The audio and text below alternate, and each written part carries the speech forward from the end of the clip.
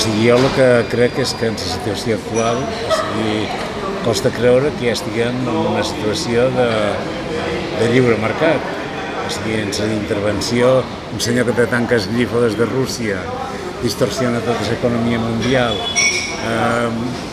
12 persones que te tenen controlat el mercat i això distorsiona tot el preu, vull dir, i que estan pagant el llum.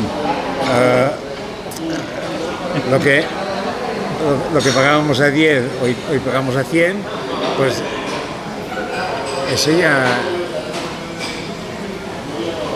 vivíamos en un libre mercado. Hoy vivimos otra cosa nueva. Entonces, vale. Bueno, una cosa hay que decir. Hemos hablado de comunismo y de capitalismo, no, yo no. Economía de mercado. A nivel mundial se rige la economía mundial por el sistema de mercado, porque no hay, si hubiese un gobierno mundial que dijese lo que hay que fabricar y usted se vaya ahí a hacer esto otro, sería un comunismo mundial. Pero no, a nivel mundial hay un capitalismo. En tiempos del comunismo, los países comunistas tenían que comprar o vender petróleo, materias primas, lo que sea, en el mercado mundial al precio que estuviese. Y claro, a nivel mundial es difícil influir. ¿Qué ha pasado aquí? Bueno, que se ha roto la economía de mercado, no estamos en un mercado libre, estamos en un oligopolio porque los países que venden gas o venden petróleo son unos pocos, en cambio los que usan petróleo o gas son muchos. Pero yo creo que aquí Europa, quizás entramos en otro tema, se ha pegado un tiro en el pie, porque esto de querer sancionar a Rusia económicamente, se le puede haber hecho algo de daño a Rusia económicamente, pero el daño económico a la Unión Europea es mucho más elevado. Y Rusia en estos momentos vende, no sé si es un 20, un 30, un 40% menos de gas, pero ingresa más de un 50% más. O sea que lo vende más caro y se ha aprovechado la situación. Claro, es lo que pasa que cuando la guerra del Yom Kippur, los países árabes cerraron el tema del petróleo, restringieron la producción y el petróleo yo creo que pasó de 2 o 3 euros o dólares, perdón, 2 o 3 dólares del barril a 50. ¿Y qué pasó? Precisamente yo creo que fue una de las cosas que contribuyó a la caída de Rusia. Porque os acordaréis que las carreteras estaban cerradas los fines de semana, los coches pares podían circular los días pares, esto en Europa, en España no se restringió tanto. Los coches impares, los días impares. Entonces, si recordaréis las escenas de niños con patines por las autopistas de los domingos porque no había circulación. Y entonces la economía occidental es más ágil, tiene más rapidez de reflejos y se adaptó y asumió este aumento de petróleo en 2, 3, 4 años ya se regularizó la situación. La economía soviética no se puso al día. Era unas fábricas muy obsoletas, un sistema totalmente desfasado y entonces no se puso a adaptar y pasó lo que pasó. Porque la economía se resentó. Y eso que Rusia, no sé si era el segundo, tercero o cuarto productor de petróleo del mundo. O sea que era uno de los teóricos beneficiados.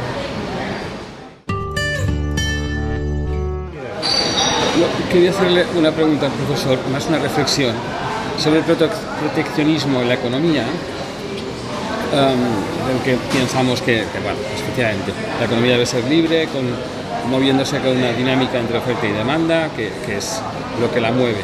Pero, ¿en qué manera podríamos utilizar algún tipo de proteccionismo de mercado con un mercado inmobiliario que vivimos en Baleares, concretamente en Mallorca, donde las economías del norte de Europa, mucho más potentes que la nuestra, hacen que nuestro producto inmobiliario sea tremendamente deseado, lo cual nos lleva a unos beneficios en las ventas y a un perjuicio evidente en las generaciones que nos vienen detrás, que tienen muy complicado competir con este mercado.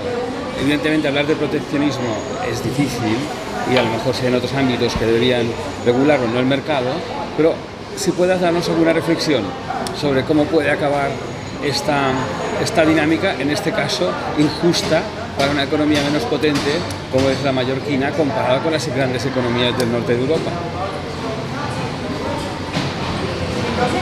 Bueno, yo en primer lugar soy antiproteccionismo. Recuerdo en la asignatura de Historia Económica que el profesor, que era el mismo profesor que teníamos, era un libro suyo, analizó todo el siglo XIX, porque cuando llegaban al gobierno países conservadores, partidos conservadores, entonces establecían aranceles elevados, con lo cual protegían a su industria. Cuando llegaban al poder partidos liberales, levantaban los aranceles de las fronteras y dejaban entrar productos de fuera. Pues claro, el levantar las barreras, porque si en la frontera hay un impuesto del 100% para determinado producto, este producto se encarece y por lo tanto la industria interior está más cómoda, no tiene que esforzarse tanto y se daña la competencia. Entonces cuando levantamos las barreras de los aranceles, entonces entran productos más baratos de fuera y la industria local se tiene que espabilar y tiene que fabricar más y mejor y más barato.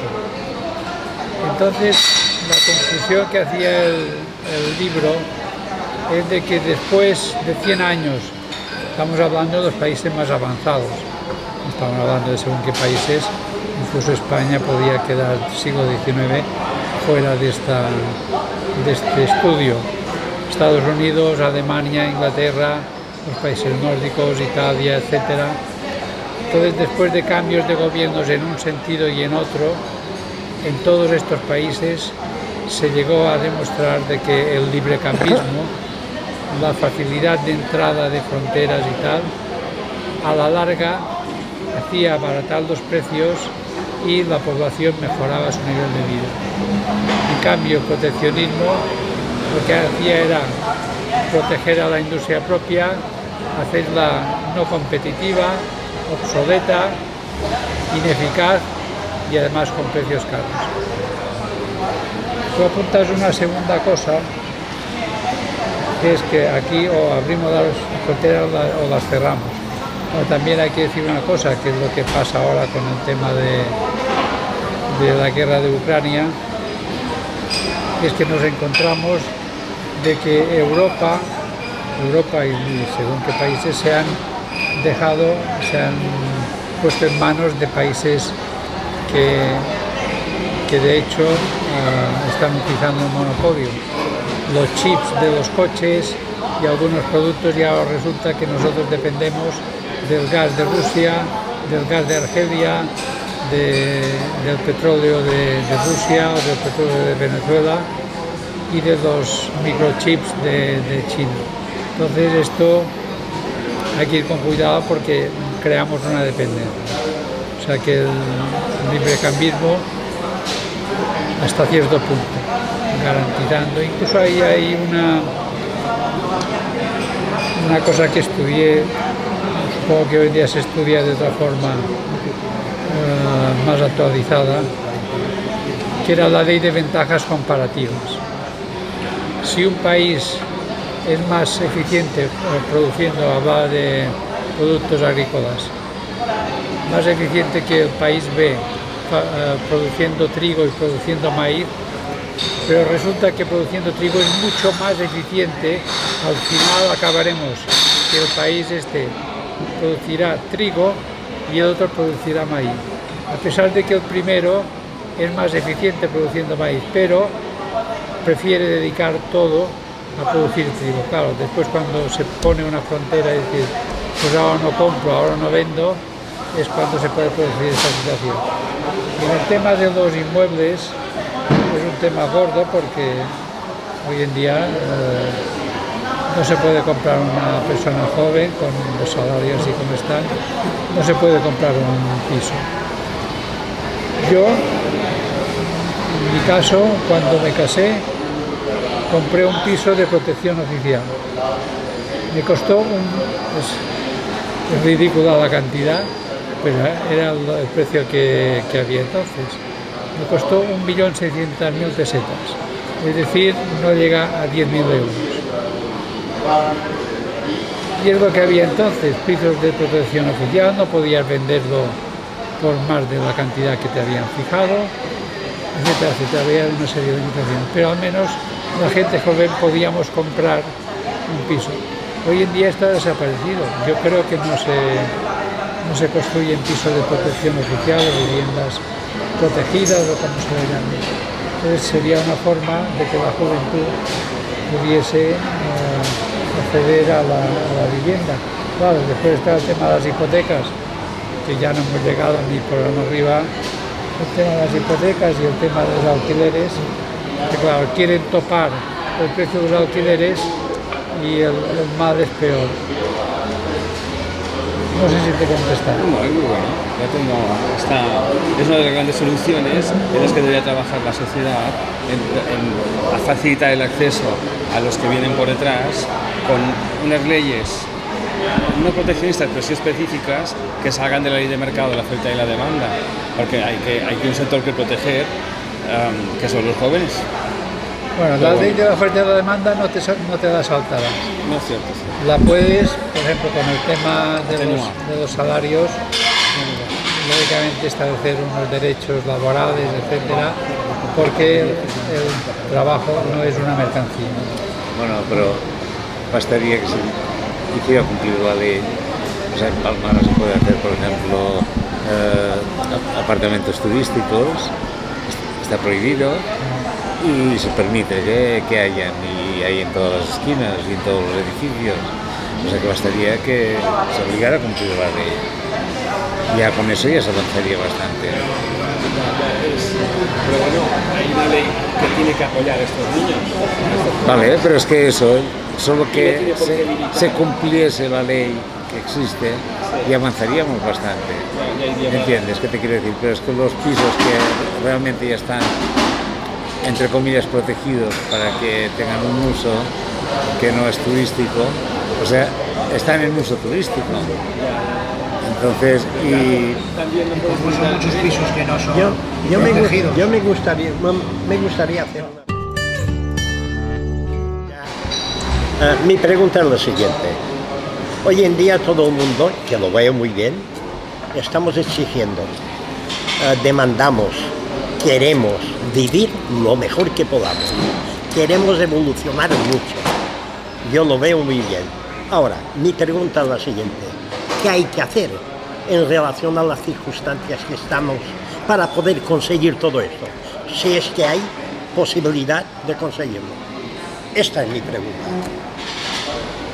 Bueno, yo lo que a veces me pregunto, porque se entiende que uno vive mejor cuanto más es la renta per cápita.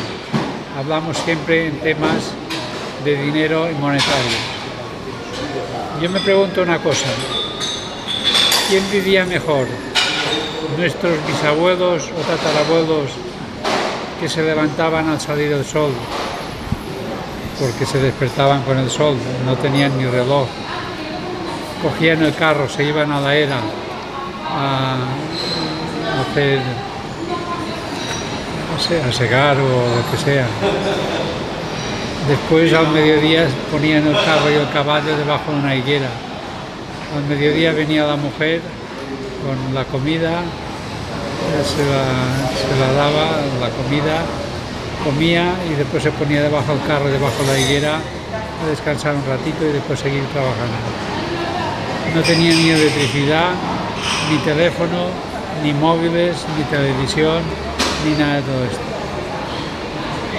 Eran más felices que nosotros. Yo lo he hecho. Y era más feliz que ahora.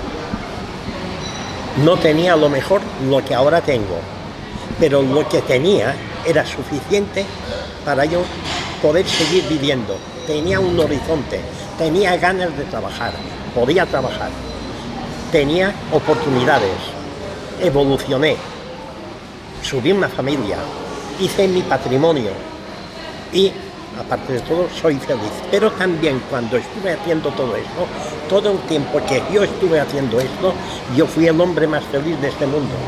Ahora que no trabajo y no puedo hacer lo que antes yo hacía, es cuando no soy feliz.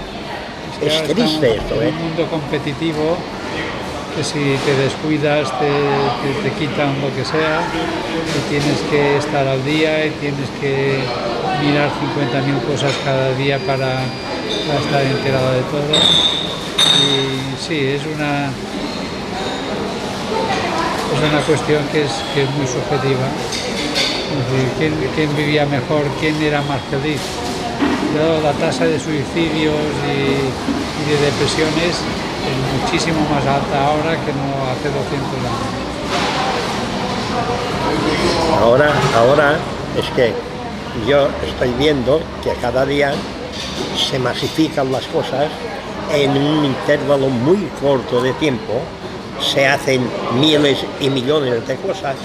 Me refiero a las necesidades, hablamos de coches, hablando de todo lo que necesitamos. Y esto hay una saturación. Porque ya el móvil está obsoleto y te obliga a tener que gastar. Este es un ritmo que... Pero ¿será suficiente la demanda que podamos tener a partir de ahora o desde hace unos años que estamos viendo que es negativo? ¿Será suficiente para poder dar el bienestar que estamos pidiendo? Bueno, hay un libro de un tal Alvin Toffler que se dice La tercera ola, debe tener 30 o 40 años, que dice cuál será el futuro de este mundo informatizado, que las máquinas trabajen y llegará un momento que las máquinas lo harán casi todo. Claro, veía un mundo en el sentido de que el trabajo no es esto que tenemos nosotros cada día, hacer 8 horas, levantarte a las 6 de la mañana o a las 7, tener que cumplir un horario y después encima tener que hacer 50 gestiones más y siempre vas desfasado. Es decir, el trabajo será como una especie de servicio militar, que habrá que hacer durante una serie de años un servicio para la comunidad, incluso no a tiempo completo, sino a tiempo parcial, y con esto ya será suficiente.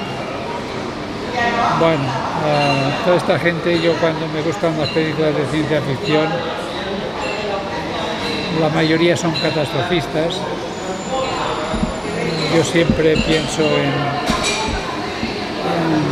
una que se llama Soylent Green, que era de Charlton Heston y Edward G. Robinson, que pinta precisamente, es una película del año 70 o 72, y se sitúa, no lo dice, pero se entiende, en el año 2020. Un caos, un desastre, no hay agua, no hay comida, el gobierno da unas pastillas de complejo vitamínico a la población para que pueda sobrevivir. Pinta una situación apocalíptica. Después al final de la película se ve la fábrica del Soylent Green. La fábrica se nutre de los muertos, de los cuerpos. Mejor. Los muertos hacían galletas para poder dar comida a la multitud que había, porque había un exceso de multitud y tenían que comer y no había recursos. Entonces esto no ha llegado y yo creo que no llegaremos ni a esta situación ni a lo que decía Alvin Toffler de que tendremos mucho tiempo de ocio. Lógicamente el tiempo de ocio ha aumentado, pero cada día todo cuesta más, es más difícil, es más complicado, la vida cada vez es más estresante. Lo que decíamos, hay más suicidios y más depresiones ahora que no hace 100 años, es que nadie tenía depresión, no se Ya suicidaba. no estaremos. A lo mejor, gracias a que a lo mejor no veremos todo esto. Mis hijas me dicen que soy muy pesimista. Yo siempre digo, como todas las cosas, todo tiene un principio y un fin. Un barco le meten 1000 personas y navegará.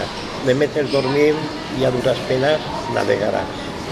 Pero cuando sean 3.000 o 4.000 se irá a pique. No tiene solución.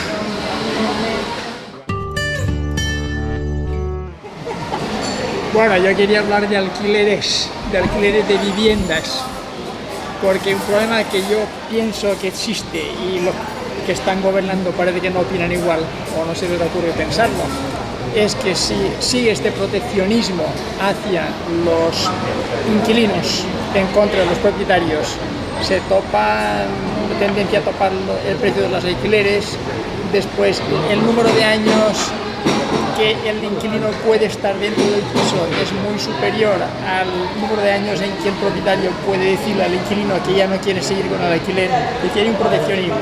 Esto lo que puede hacer es que se desincentive por parte de la gente, de los inversionistas, de comprar pisos.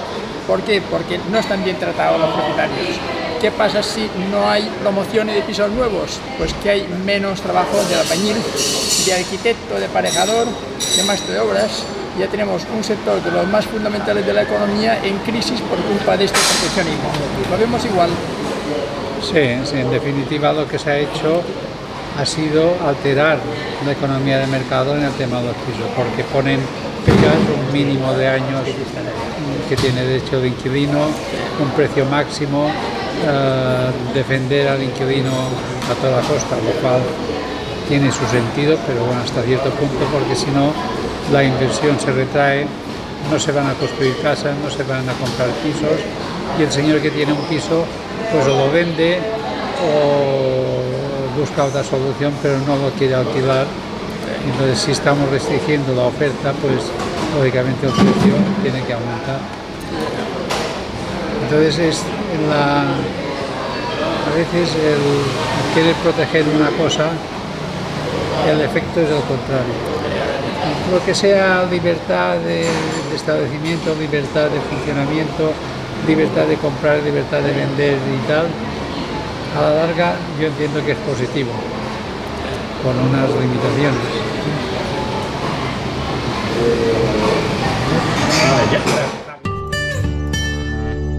Bueno, no, yo quería decirle solo una pequeña cosa por contestar a lo suyo. Decía que trabajaban, que eran más infelices su padre que usted. Y yo le digo ahora una cosa, ¿y usted va a ser más feliz que su hijo o menos? Por esa regla de 3, Pues esta regla de 3, usted hubiera sido muy infeliz y su hijo va a ser maravillosamente feliz, y sin embargo puede ser lo contrario. Usted ha jugado en la calle, usted ha tenido unos cariños de unos padres que lo han atendido en casa, usted ha tenido una serie de cosas que su hijo, una naturaleza, le voy a decir, incomparable. Hoy en día ya ves cómo está Mallorca, quiere ir a Illetas y no ve Illetas hasta que no está abajo.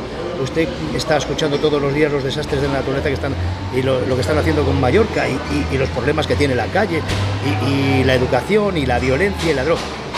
Su hijo no va a ser más feliz que usted, seguro. no, Luego esa tenemos relación una vida mucho más competitiva, mucho más complicada, mucho más estresante. más complicada, menos feliz, porque todo eso implica menos satisfacción, menos ocio, menos una vida competitiva.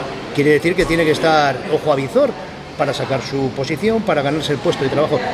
No, y en el puesto de trabajo está controlado por las máquinas, y las máquinas lo saben todo. Ya, pero bueno, Usted hablaríamos ha producido de la deshumanización del hombre por la 27 ciencia. tornillos en un minuto. Pero- No puede ser, tiene que producir 36. Pero gracias a las máquinas hoy nos opera un ordenador y tenemos con precisión esa corona, esa arteria suturada, ese tumor arreglado. Tiene muchas ventajas la ciencia. no estoy de acuerdo en que la ciencia deshumanice a la persona, porque por esa regla de 3 ya le digo no nos serviría nada de lo que estamos haciendo.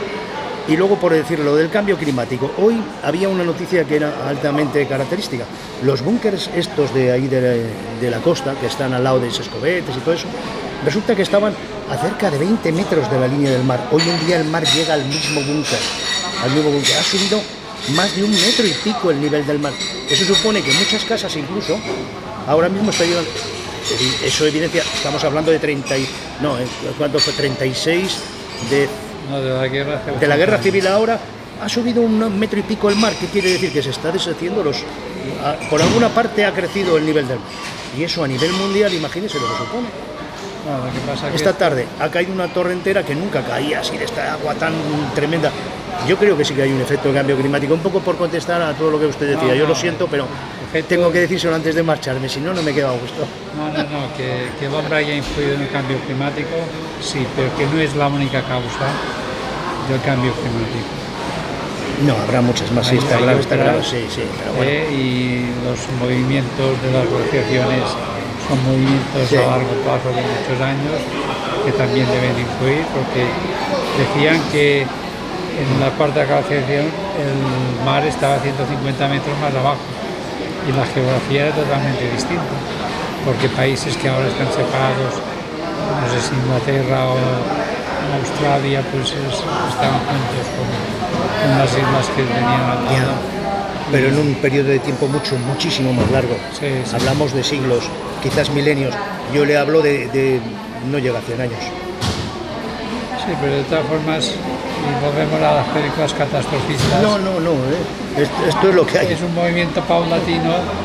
Yo recuerdo una vez que tengo unos amigos que tienen una casa en Asturias y me invitaron.